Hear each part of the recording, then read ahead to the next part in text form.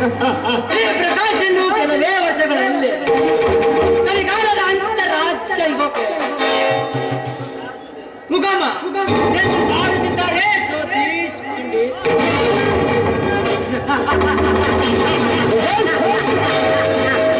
ಮಾನವರ ಮೆದುಳಲ್ಲಿ ಮೋಸದ ಚಕ್ರ.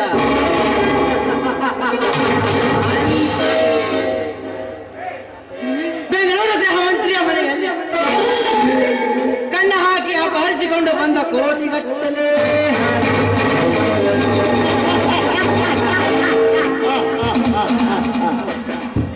ಈ ಹಣ ತೆಗೆದುಕೊಂಡು ಗೃಹ ಮಂತ್ರಿಯನ್ನು ಕೊಲೆಗೈದು ಈ ಹಣ ಮುಗಿಯುವ ತನಕ ಇದೇ ಊರಿನಲ್ಲಿ ಈ ನಾಗರನ ವಾಸಸ್ಥಾನ ಕಟ್ಟಿದ ಹುತ್ತದಲ್ಲಿ ನನ್ನ ತಂಗಿಗೆ ಮಾಡಿದ ಮೋಸದ ಪ್ರತಿ ಉಪಕಾರ ಮಾಡಿದ್ದೇನೆ. ಪ್ರಯಾಂತಕನ ಹಾಗೆ ಹೊರಗಡೆಯಲ್ಲಿ ಕೆಲ ದಿನ ಕಾಲ ಕಳೆದು ಸಮಯ ಸಾಧಿಸಿ ಸೇಡು ತೀರಿಸಿ ಹಣ ಬಂಗಾರ ದೋಚಿಕೊಂಡು ಪರಾರಿ ಹಾಗೆ ಮುಂಬೈಯಲ್ಲಿ ಪ್ರೇಮ ವಿಲಾಸ ಜೀವನ ಕಳೆಯುವುದೇ ಈ ಪ್ರಕಾಶನ ಮೊದಲ ಗುರಿ.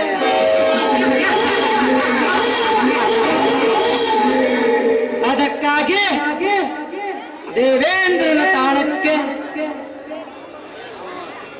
ಪಯಣ.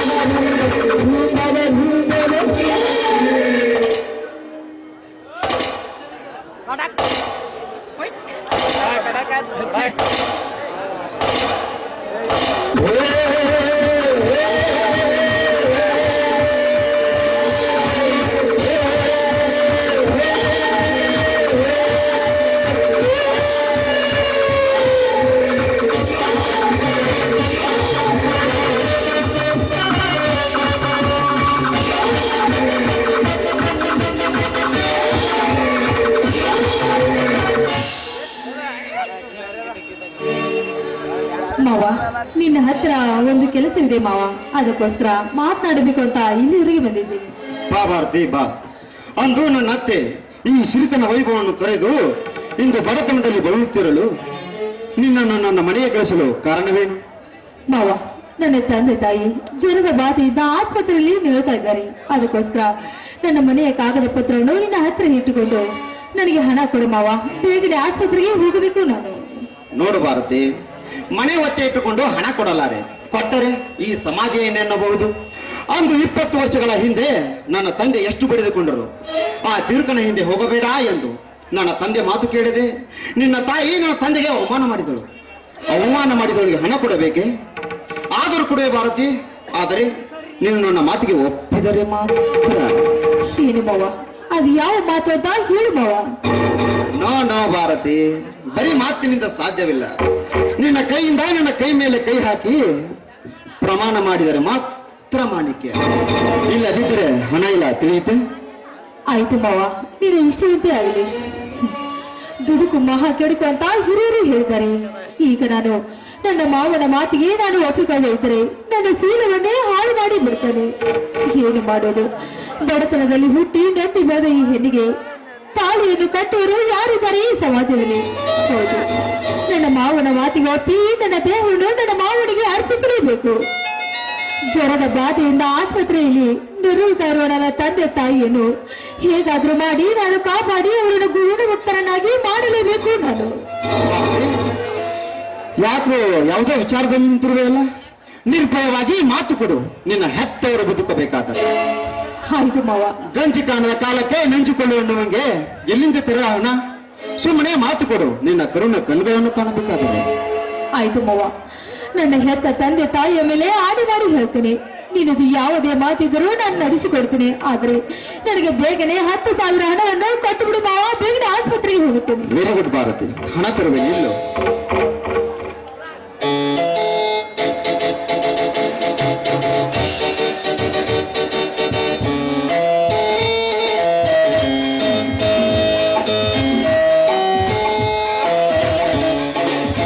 ಭಾರತಿ, ತೆಗೆದುಕೋ ಹಣ.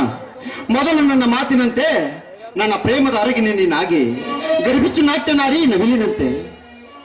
ಆಯ್ತು ಮಾವ, ನಿನ್ನ ಇಷ್ಟದಂತೆ ಆಗಲಿ.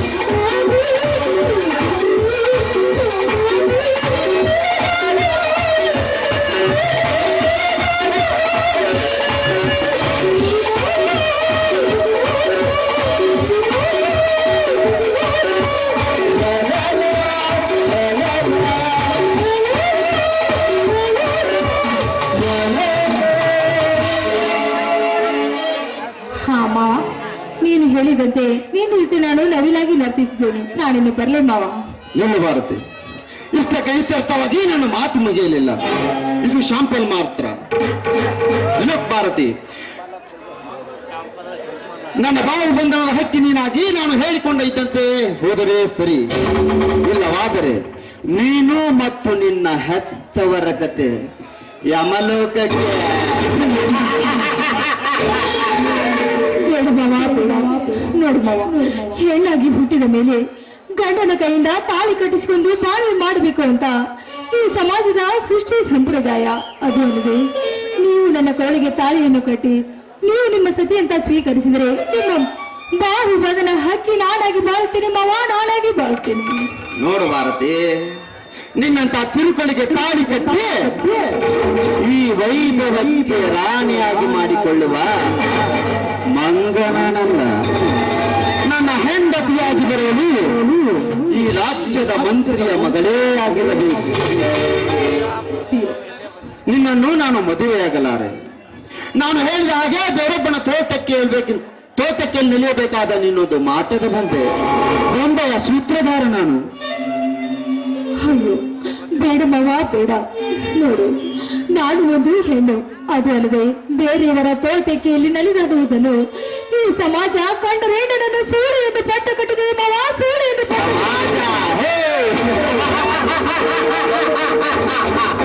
ಎಲ್ಲಿದೆ ಸಮಾಜ? ನಂಬಿದ ಗಂಡನಿತ್ತು ಕೈಯಾಡಿ ಅಂತ ಕೂಗುತ್ತಾಳಲ್ಲ, ಅವನಿಗೆ ಯಾವ ಸ್ಥಾನ ನೀಡುತ್ತದೆ ಇಲ್ಲಿನ ಸಮಾಜ? ಮದುವೆಗೆ ಮುನ್ನ 3 ತಿಂಗಳಾಗಿ ಬೇರೊಬ್ಬ ಪುರುಷನ ಜೊತೆಯಲ್ಲಿ ಮದುವೆ ಮಂಟಪದಲ್ಲಿ ತಾಳಿ ಕಟ್ಟಿಸಿಕೊಂಡು ಮುಂದೆ ಗರ್ಭ ಹೊತ್ತು ಜನ್ಮ ನೀಡಿ ತಾಳಿ ಕಟ್ಟಿದ ಗಂಡನನ್ನೇ ತಂದೆಯನ್ನಾಗಿ ಮಾಡುತ್ತಾಳಲ್ಲ, ಅವಳಿಗೆ ಯಾವ ಸ್ಥಾನ ಇರುತ್ತದೆ ಇಲ್ಲಿನ ಸಮಾಜ? ಮದುವೆಗೆ ಮುನ್ನ ಕಂಡ ಪುರುಷನ ತೆಕ್ಕೆಯಲ್ಲಿ ಹೊರಲಾಡಿ ಮುಂದೆ ತಂದೆ ತಾಯಿಗಳು ತೋರಿದ ಗಂಡನ ಜೊತೆ ಮದುವೆ ಮಾಡಿಕೊಂಡು ಮುತ್ತೈದೆಯಾಗಿ ತಿರುಗುತ್ತಾಳಲ್ಲ, ಅವಳಿಗೆ ಯಾವ ಸ್ಥಾನ ಇರುತ್ತದೆ ಇಲ್ಲಿನ ಸಮಾಜ? ನೋಡಬಾರದು, ಈಗಿನ ಕಾಲದಲ್ಲಿ ಸಮಾಜದಂತೆ ಹೋಗಲು ಸಾಧ್ಯವಿಲ್ಲ. ನಾನೇನು ನಿನ್ನನ್ನು ಕಂಡವರ ತೋಟಕ್ಕೆ ಹೊರಲಾಡಿ ಬಾ ಎಂದು ಹೇಳುತ್ತಿಲ್ಲ. ನಿನ್ನನಿಗೆ ತೋರಿಸಿ ಮದುವೆ ಮಾಡುತ್ತೇನೆ, ಮುತ್ತೈದೆಯನ್ನಾಗಿ ಮಾಡುತ್ತೇನೆ. ನನ್ನ ಮಾತಿಗೆ ಒಪ್ಪಿದರೆ, ಒಪ್ಪದಿದ್ದರೆ ವಚನ ಭ್ರಷ್ಟಳಾಗುವೆ. ಆಯ್ತು ಮಾವ, ನಿಮ್ಮ ಇಷ್ಟದಂತೆ ಆಗಲಿ. ನೀವು ಹೇಗೆ ಹೇಳ್ತೀರೋ ಹಾಗೆ ನಡೆದುಕೊಳ್ಳುತ್ತೇನೆ ಮಾವ, ಹಾಗೆ ನಡೆದುಕೊಳ್ಳಿ. ಸಂತೋಷ ಭಾರತಿ. ಮೊದಲು ನನ್ನ ಮಾತಿನಂತೆ ಧರ್ಮ ನನ್ನ ತಮ್ಮ ಅಶೋಕನ ಪ್ರೇಮದ ನಾಯಕಿ ನೀನಾಗಿ ಅವರ ಮನೆ ಸೇರಿ ಆ ಧರ್ಮಣ್ಣನ ಮನೆ ಸರ್ವನಾಶ ಮಾಡಬೇಕು. ಈ ದೇವೇಂದ್ರ ಹೃದಯ ಸ್ಪಂದನಕ್ಕೆ ಸದಾ ಇಂಪು ಕೊಡುತ್ತಾ ನನಗೆ ಆ ಧರ್ಮಣ್ಣನ ಆಸ್ತಿ ಮುಖ್ಯ. ಇನ್ನು ಮುಂದೆ ಸೀತಾ ನೀನು ಸ್ನೇಹದ ಗೆಳತಿಯರು, ಅವರಲ್ಲಿ ನಯ ವಿನಯದಿಂದ ನಡೆದುಕೋ. ನಿನ್ನ ಕಣ್ಣೋಟಕ್ಕೆ ಮೈ ಮಾಟಕ್ಕೆ ಯಾವ ಗಂಧಾಡಿದ್ರೂ ನಿನ್ನ ತೋಟಕ್ಕೆ ನಲಿಯಲೇಬೇಕು. ಇದು ನನ್ನ ಒಪ್ಪಿಗೆ, ನಿನ್ನ ಉದ್ದೇಶ. ಆಯ್ತು ಮಾವ, ನಿಮ್ಮ ಮಾತಿನಂತೆ ಕೇಳಿಕೊಂಡು ಆ ಅಶೋಕನನ್ನು ನನ್ನ ಪ್ರೇಮದ ಬಲೆಯಲ್ಲಿ ಬೀಳುವ ಹಾಗೆ ಮಾಡಿ ನೀವು ಹೇಳಿದಂತೆ ಮಾಡುತ್ತೇನೆ. ಅದು ಅಲ್ಲದೆ ಆಸ್ಪತ್ರೆಗೆ ಟೈಮ್ ಆಗ್ತದೆ, ನಾನಿನ್ನು ಹೋಗಿ ಬರ್ತೇನೆ ಮಾವ.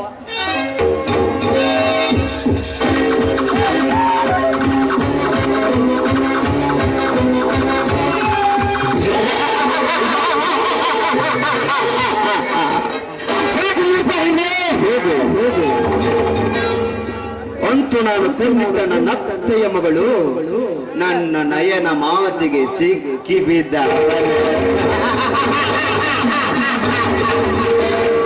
ಹೋಗು ಭಾರತಿ, ಹೋಗು. ಇಲ್ಲಿಂದ ನಿನಗೆ ರಾಹುಕಾಲ ಆವರಿಸಿತು. ಹೆಣ್ಣು ಗಂಡಿನ ಸಂಗಮದಿಂದ ಧರ್ಮನ ನಮ್ಮನೆ ಪ್ರವೇಶಿಸಿದರೆ ಈ ಪ್ರಚಂಡ ಪ್ರಖ್ಯಾತ ಹಣದಿಂದ ನಿಜವಾದ ಸ್ವಾರ್ಥ ಸುಖ ಪಡೆದಾಡುವಳು.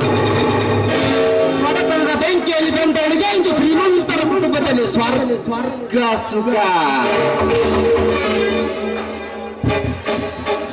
ಭಾರತಿ, ಅಶೋಕನ ಕೈಯಿಂದ ನಿನ್ನ ಕೊರಗೆ ತಾಳಿ ಕಟ್ಟಿಸಿ ನಿನ್ನನ್ನು ಕಟ್ಟಳೆ ನೂಕುವುದೇ ದೇವೇಂದ್ರನ ಕಾಯಕ. ಧರ್ಮ ನಿನ್ನನ್ನು ಚಿತ್ರಹಿಂಸೆಗೊಳಿಸಿ ನಿನ್ನ ಪ್ರಾಣ ತೆಗೆದಾಗಲೇ ನನ್ನ ಮನಸ್ಸಿಗೆ ಶಾಂತಿ. ನನ್ನೆದುರು ನಿಂತವರು ಸುಡುಗಾಡಿನಲ್ಲಿ ಜಪ ಮಾಡಿದಂತೆ.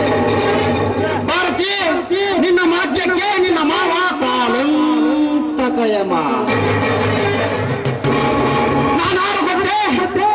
ಜಗವನ್ನೇ ಸೃಷ್ಟಿಯಲ್ಲಿ ಹಿಡಿದು ಜಗವನ್ನೇ ಆಟವಾಡಿಸುವ ಸಾಹಸಿ, ಗಾಳಿಪಟದಂತೆ ಹಾರಿ ಶತಾಂತೆ ಪಾಚಿಕೊಳ್ಳವೆ.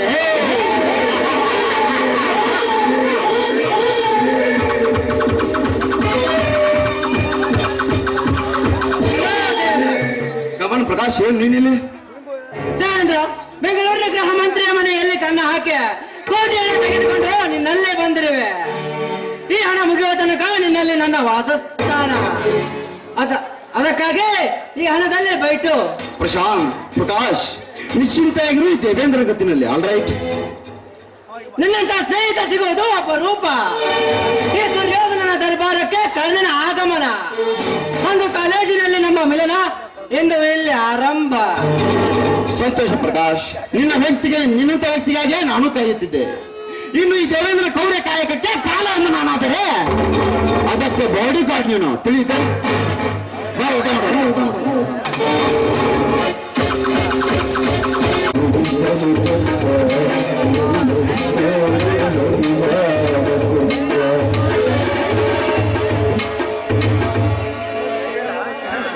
ಹಿಂದಾಗ ತಳಕುಂದ್ರೆ ದಯವಿಟ್ಟು ಹಿಂದ ತಳಕುಂದ್ರೆ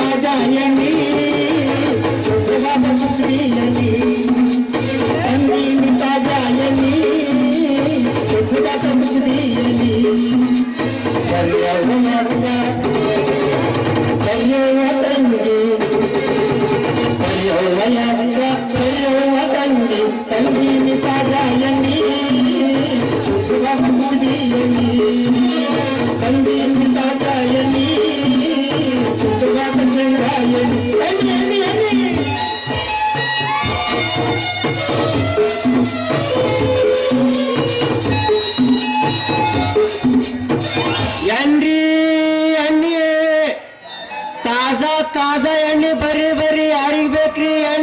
ಎಣ್ಣೆ ಕೇವಲ 56 ರೂಪಾಯಿ ಲೀಟ್ರ, ಬಹಳ ಸಸ್ತ. ನನ್ನ ಎಣ್ಣೆ ಬರ್ರಿ ತಗೊಂಡು ಅಡಿಗೆ ಮಾಡಿ ನೋಡ್ರಿ ಹೆಂಗಕ್ಕದ.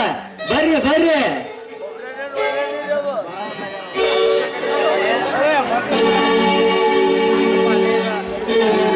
ಕಮ್ಮ